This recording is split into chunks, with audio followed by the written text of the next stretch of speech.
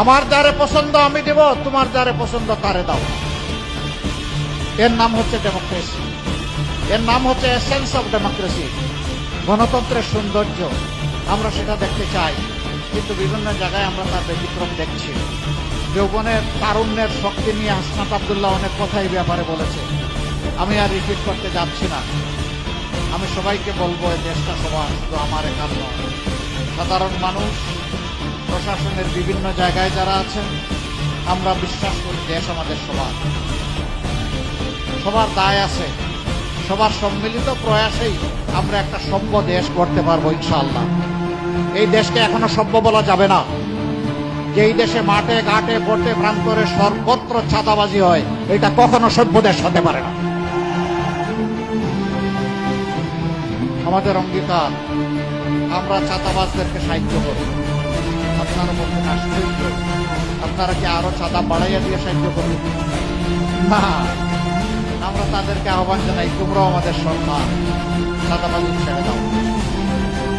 তোমাদের যদি খাদ্যের অভাব হয়, আল্লাহ আমাদেরকে যে রিজেক্ট দিয়েছেন আমরা ভাগাভাগি করে খাবো, তবু হারামের দিকে হাত বাড়াইও না। চাঁদা নিয়ে মানুষকে কষ্ট দিও না। তার ভিক্ষুক থেকে শুরু করে শিল্পপতি, সবার ঘুম হারাম।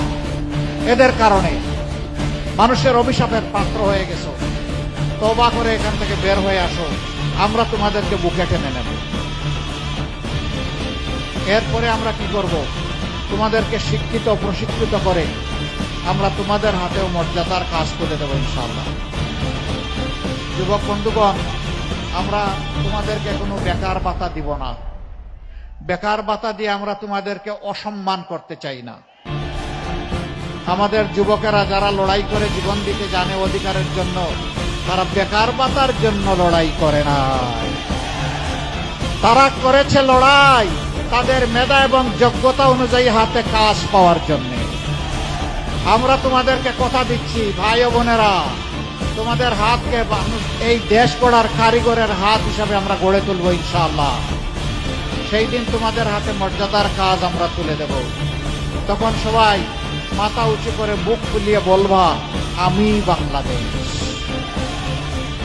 আমাকে এই বাংলাদেশ অনেক কিছু দিয়েছে, এখন আমার প্রিয় দেশকে আমি দিতে চাই।